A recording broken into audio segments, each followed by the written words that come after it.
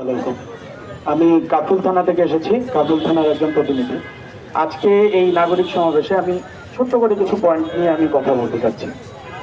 প্রথমত যে কথাটা আমি বলতে চাচ্ছি সেটা হচ্ছে, আমরা এই যে দীর্ঘ এই যে আন্দোলনটা করেছি, আমরা এই যে সংগ্রাম করেছি, আমাদের 2000-এর অধিক শহীদ হয়েছে, আমরা কি আসলে শতভাগ কি আমরা ফ্যাসিস্ট মুক্ত হতে পেরেছি? আপনাদের কাছে কি মনে হয় যে আমরা কি শতভাগ ফ্যাসিস্ট মুক্ত হতে পেরেছি? আজকে এই সময়ে এসে আমরা যদি একটা ফ্যাসিস্টকে ফ্যাসিস্ট না বলতে পারি, তাহলে এর থেকে বড় ফ্যাসিজম আর কোনো কিছু আমার মনে হয় হতে পারে না। এবং আমাদের এই আন্দোলনে, এই সংগ্রামে সবচেয়ে বেশি আত্মত্যাগ যারা করেছে, শহীদরা, আহতরা। গতকালকে আমাকে একটা আহত আমার এক ছোট ভাই, আমাদের সহযোদ্ধা, সে আমাকে বলছে যে ভাই, যারা শহীদ হয়ে গিয়েছে তারা ইনশাল্লাহ দোয়া করি যে তারা যেন জান্নাতবাসী হন, কিন্তু আমরা যারা আহত হয়েছি তারা যেন মনে হচ্ছে আমরা প্রতিদিন জাহান্নামের মতন করে কষ্ট আমরা কাটাচ্ছি। এর কারণটা, তাদেরকে এখন পর্যন্ত তাদের নিজেদের যে ন্যায্য আদায়টা, সেই ন্যায্য আদায়টা আদায় করে নেওয়ার জন্য তাদের এখন রাস্তায় নামতে হচ্ছে। গতকালকে একজন আহত যে গতকালকে শহীদ হয়েছেন আব্দুল্লাহ, হয়তোবা তার আয়ু হয়তোবা ওই পর্যন্ত ছিল, তাই আমরা তাকে ওই পর্যন্ত পেয়েছি, কিন্তু আমরা হয়তোবা আরেকটু উন্নত চিকিৎসার কথা চিন্তা করতে পারতাম। হইতে পারে আরেকদিন আরেকটা আব্দুল্লাহ আমাদের মাঝ থেকে চলে যাবে। তো এই যে ব্যাপারগুলো, এই জিনিসগুলো আমার মনে হয় আমাদের এখন নজর দেওয়া দরকার। এবং এইটা শুধুমাত্র, অবশ্যই এটা অন্তর্বর্তীকালীন সরকারের একটা দায়িত্ব, পাশাপাশি আমাদেরও একটু খোঁজ রাখা উচিত আমাদের আশেপাশের আহত ভাই বোনদের ব্যাপারে। আর ফ্যাসিজমের কথা বলতে গেলে, বা এই যে আফসোস লীগ, সন্ত্রাসী লীগদের কথা বলতে গেলে একটা কথা বলতে যাই যে আওয়ামী লীগ আজীবন একটা কাজ যেটা করেছে সেটা হচ্ছে আইডেন্টিটি ডিফেমিং এর যে ব্যাপারটা, এইটার কিন্তু রিসেন্টলি আমরা দেখতে পেয়েছি এবার নাহিদের ক্ষেত্রে। যেভাবে নাহিদকে ফেসবুকে একটা ঘটনাকে ভিন্নভাবে উপস্থাপন করে ফেসবুকে যেভাবে তাদেরকে কালারিং করা, কিংবা বিভিন্ন সমন্বয়কদেরকে বিভিন্নভাবে পার্সোনালি অ্যাটাক করা, বা আমাদের বিভিন্ন সহযোদ্ধাদেরকে যেভাবে পার্সোনালি অ্যাটাক করা, এই ব্যাপারটা কিন্তু আওয়ামী লীগ বিগত সময়ও করেছে। যেমন আমি যদি জিয়াউর রহমানের কথা বলতে, যে একজন মুক্তিযোদ্ধাকে পাকিস্তানের এজেন্টও বানায় দেওয়া হয়েছিল কোনো একটা সময়, রাইট? তো আমার মনে হয় এই ডিফেমিং এর ব্যাপারে আমাদের এখনো সোচ্চার হতে হবে। আমরা শুধুমাত্র যদি স্লোগানের মধ্যে বলি আবু সাইদ মুগ্ধ, শেষ হয়নি যুদ্ধ, এবং এরপরে যদি আমরা ঘরে বসে নিশ্চিন্তে ঘুম দেই, তাহলে আমার মনে হয় না যে আমরা যুদ্ধ থামিয়ে দিয়ে আমরা যে বসে আছি, এই জিনিসটাই তখন প্রকাশ পাচ্ছে। তো আমার মনে হয় যে আমাদেরকে এখন পর্যন্ত লড়াই চালিয়ে যেতে হবে, যেন আমরা ভবিষ্যতে একটা ফ্যাসিজম মুক্ত একটা সুন্দর একটা রাষ্ট্র আমরা গঠন করতে পারি, একটা সুন্দর রাষ্ট্র সংস্কার করে, যে রাষ্ট্রটা আমাদের প্রত্যেকের হবে, যেখানে আমাদের মুখের কথাকে অন্য কেউ গলা চেপে ধরবে না। তো এই রাষ্ট্রটা সংস্কারের জন্য, এই রাষ্ট্রটা গঠনের জন্য আমাদের প্রত্যেককে এগিয়ে আসতে হবে, প্রত্যেককে যার যার অবস্থান থেকে কাজ করতে হবে। আমি এই অনুরোধটা জানাচ্ছি সকল সহযোদ্ধাদের। এমনি 4 তারিখ শহীদ হয়ে যেতাম, কেমনে যেন বাইচা গেছি, আই ডোন্ট নো। তো যেহেতু বাইচা আছি, শেষ পর্যন্ত যদি কেউ না থাকে, আমি একটা পার্সন দাঁড়ায় থাকবো এবং শেষ পর্যন্ত লড়াই করে যাবো, যতক্ষণ পর্যন্ত বেঁচে আছি ততক্ষণ পর্যন্ত। সবাইকে ধন্যবাদ। আসসালামু আলাইকুম। আমি আসলে আন্দোলন সম্পর্কে আমার বিবিএস যারা আছে সহকর্মী অনেকে অনেক কথা বলে গেছে, আমি এটা নিয়ে বেশি কিছু বলবো না।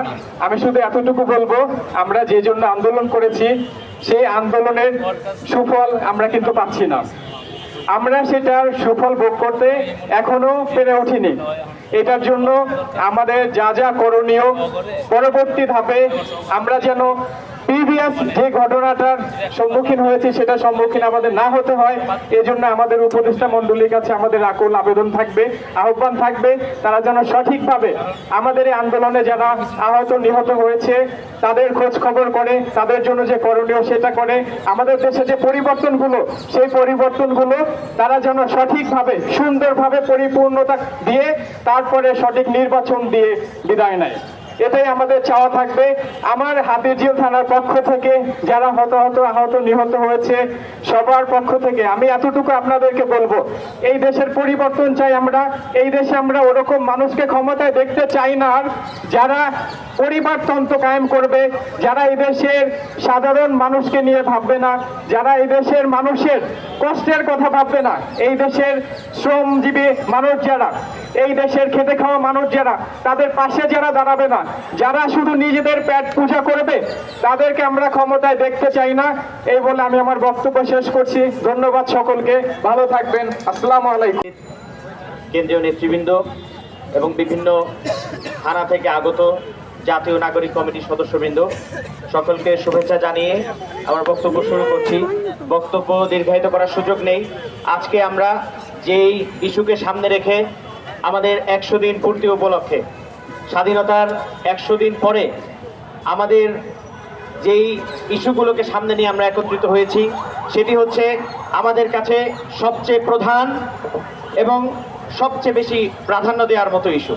অর্থাৎ আমরা আজকে সুস্পষ্ট ভাষায় বলতে চাই, যদি ফ্যাসিবাদী ব্যবস্থার বিলোপ এবং এই গণহত্যার দায় যে ফ্যাসিস্টদের ঘাড়ে আছে তাদের বিচার নিশ্চিত করা না যায়, তাহলে আমরা এই সরকারের উপর আস্থা রাখতে ব্যর্থ হব। অতএব আমাদের প্রথম কথা হচ্ছে, আমাদের এই জুলাই অভ্যুত্থানে, গণ অভ্যুত্থানে আহতদের পুনর্বাসন এবং যারা তাদের রক্ত দিয়ে এই স্বাধীনতাকে এনে দিয়েছে তাদের সকলের বিচার, যেই ফ্যাসিস্টের ঘাড়ে তাদের রক্তের দায় রয়েছে, সেই ফ্যাসিস্টের সকল দোষরদের বিচার আমরা এই বাংলার মাটিতে দেখতে চাই। এবং আমরা খুবই দুঃখের সাথে বলতে চাই, আহতদের মধ্যে যাদের পুনর্বাসন করার কথা ছিল তাদের অনেককে আমরা দেখতে পাচ্ছি তারা এখন চিকিৎসার অভাবে বিভিন্ন সময় অভিযোগ নিয়ে আসছেন। আমরা একই সাথে এই কথাও বলতে চাই, কিছু শক্তি নিজেদের স্বার্থ সিদ্ধির জন্য তাদেরকে মাঠে নামিয়ে ভিন্ন স্বার্থ চরিতার্থ করার চেষ্টা করছেন। আমরা তাদেরকেও সতর্ক করতে চাই। একই সাথে সরকারের কাছে আহ্বান জানাতে চাই, আমাদের প্রথম প্রাধান্য হিসাবে, প্রথম কাজ হিসাবে আমরা আমাদের আহতদেরকে তাদের সুচিকিৎসা নিশ্চিত করা এবং তাদেরকে পুনর্বাসন করার নিশ্চয়তা চাই। এবং আমার বক্তব্যের সর্বশেষ বিষয় হিসেবে বলতে চাই, আমরা বাংলাদেশ স্বাধীন করেছি দ্বিতীয়বারের মতো দিল্লির দোসরদেরকে বাংলাদেশে পুনর্বাসন করার জন্য নয়। অতএব আমরা যদি আমাদের উপদেষ্টা পরিষদে এমন কোনো ব্যক্তিকে দেখতে পাই যারা আওয়ামী লীগের দোসরদের জন্য, আওয়ামী লীগের 32 নম্বরের বাড়ির জন্য স্বাধীনতার পরে মায়া কান্না করেছে, তাদেরকে আমরা উপদেষ্টা পরিষদে দেখতে চাই না। আমাদের বক্তব্য পরিষ্কার, নাগরিকদের জায়গা থেকে আমরা বাংলাদেশের নতুন রাজনৈতিক বন্দোবস্তের যে কথা বলছি, সেই নতুন রাজনৈতিক বন্দোবস্তের জায়গায় কোনো ফ্যাসিস্টের পুনর্বাসন হতে পারবে না। আমাদের শহীদদের লাশের সারি এখনো দীর্ঘ হচ্ছে। আমরা গতকালকেও দেখতে পেয়েছি, শহীদ মিনারে আমরা এক শহীদ ভাইয়ের জানাজা পড়েছি। আমাদের শহীদদের লাশের মিছিল থেমে যায় নাই, কিন্তু আমরা রাষ্ট্র সংস্কার না করে, ফ্যাসিবাদ ব্যবস্থা নির্মূল না করে আমরা খুব আরামে ঘরে ফিরে যেতে চাচ্ছি। আমি নাগরিকদের কাছে আহ্বান জানাবো, আমরা যতদিন পর্যন্ত এই ফ্যাসিবাদী ব্যবস্থার বিলোপ না করতে পারবো, আমাদের এই যুদ্ধ শেষ হবে না। আমরা স্লোগানে স্লোগানে বলছি আমাদের এই যুদ্ধ শেষ হয়নি, কিন্তু আমরা আমাদের দায়িত্ব পালনে ব্যর্থ হচ্ছি। অতএব আমরা প্রত্যেককে এই জবাবদিহিতার জায়গায় নিয়ে আসবো। ঠিক যেমনি ভাবে 5ই আগস্টের আগে সকল বিভাজনকে পিছনে ফেলে আমাদের দেশের প্রতিটা শক্তি, প্রতিটা রাজনৈতিক দল একটা জায়গায় এসে এই ফ্যাসিস্টকে আমরা হটিয়েছি, আমরা ঠিক আবার সেই একতাবদ্ধ জায়গায় এসে জাতীয় ঐক্য তৈরি করে বাংলাদেশকে নতুন রাজনৈতিক বন্দোবস্তের জায়গায় নিয়ে গিয়ে ফ্যাসিস্টের সকল উপাদানকে নির্মূল করে নতুন বাংলাদেশ একত্রে গড়ব ইনশাআল্লাহ। সেই গণহত্যা আওয়ামী লীগ সাংগঠনিকভাবে সিদ্ধান্ত নিয়ে ঘটিয়েছে। আওয়ামী লীগের সাংগঠনিক যে সর্বোচ্চ নেতা, তিনি সভাপতির সভানেত্রী শেখ হাসিনা, তিনি নির্দেশ দিয়েছেন। তার আগে আমরা দেখেছিলাম 11 জুলাই আওয়ামী লীগের সাধারণ সম্পাদক ওবায়দুল কাদের বলেছিলেন যে আন্দোলনকারী শিক্ষার্থীদের দমিয়ে রাখার জন্য ছাত্রলীগই এই বিষয়ে যথেষ্ট। অতএব একটি রাজনৈতিক দলের সভাপতি এবং সেক্রেটারি যখন তাদের সরাসরি উস্কানি এবং প্ররোচনায় আওয়ামী লীগ সংগঠিতভাবে, দলীয়ভাবে এদেশের সাধারণ মানুষকে খুন করেছে, সাধারণ এদেশের মানুষকে হত্যা করেছে, এদেশের শিশুদেরকে হত্যা করেছে। শুধু দলীয় ভাবেই নয়, এই রাষ্ট্রের যে প্রতিষ্ঠান আছে, যে প্রতিষ্ঠানকে তৈরি করা হয়েছিল দেশের নাগরিকদের নিরাপত্তার জন্য, যে পুলিশ বাহিনীকে তৈরি করা হয়েছিল জনগণকে রক্ষা করার জন্য, সেই পুলিশ, র্যাব, বিজিবি সহ আইন শৃঙ্খলা বাহিনীকে রাষ্ট্রীয়ভাবে ব্যবহার করে এদেশের জনগণকে হত্যা করেছিল। অতএব তাদের সেই সাংগঠনিক এবং দলীয় সিদ্ধান্তের বিরুদ্ধে একটি সদস্য আমরা দেখেছি প্রতিবাদ করেনি। শুধুমাত্র কিছু আওয়ামী ছাত্রলীগের সদস্য যারা দেখেছি, তাদের এই সাংগঠনিক সিদ্ধান্তকে অস্বীকৃতি জানিয়ে তারা পদত্যাগ করেছে। কিন্তু শতকরা 90-এর অধিক সদস্য আওয়ামী লীগের যারা সরাসরি এই গণহত্যাকে সমর্থন করেছে, গণহত্যার সমর্থনে নেমে রাজপথে তারা ধারালো অস্ত্র নিয়ে, আগ্নেয়াস্ত্র নিয়ে জনগণের উপর ঝাঁপিয়ে পড়েছে। অতএব এই আওয়ামী লীগের বিচার করতে হবে এবং যতক্ষণ পর্যন্ত সুষ্ঠু তদন্তের মাধ্যমে আওয়ামী লীগের বিচার করা হবে না, ততক্ষণ পর্যন্ত বাংলাদেশে আওয়ামী লীগের সাংগঠনিক কার্যক্রম কিংবা হচ্ছে আওয়ামী লীগের নির্বাচনে অংশগ্রহণ করা থেকে আমাদেরকে বিরত রাখতে হবে।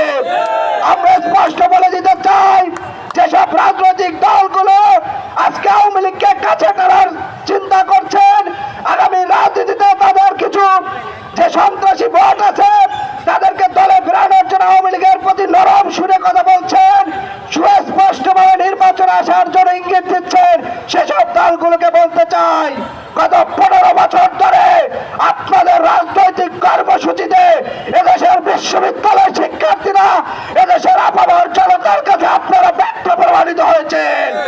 অতএব আগামী দিনে এদেশের ছাত্র জনতার যদি পালস বুঝতে না পারেন, তারা যেভাবে আপনাদেরকে তখন প্রত্যাখ্যান করেছে, আগামীর বাংলাদেশেও চাপাবার জনগণের পক্ষে না দাঁড়ালে আপনাদেরকে জনগণ কিন্তু বিচ্ছিন্ন, আপনাদেরকে প্রত্যাখ্যান করবে। অতএব আমরা অতি দ্রুত দাবি করব, এই আওয়ামী লীগের অতি দ্রুত বিচার করতে হবে। এছাড়া যারা শহীদ হয়েছেন, প্রত্যেকটি শহীদ পরিবারের একজন সদস্যদেরকে আর্থিক ব্যবস্থা এবং তাদেরকে কর্মসংস্থানের ব্যবস্থা করে দিয়ে সেই শহীদ পরিবার পাশে সরকারকে অতি দ্রুত দাঁড়াতে হবে। আজকের এই প্রোগ্রামে যারা উপস্থিত হয়েছেন সবাইকে আন্তরিক ধন্যবাদ জানাচ্ছি। আমার বক্তব্য শেষ করছি। ধন্যবাদ।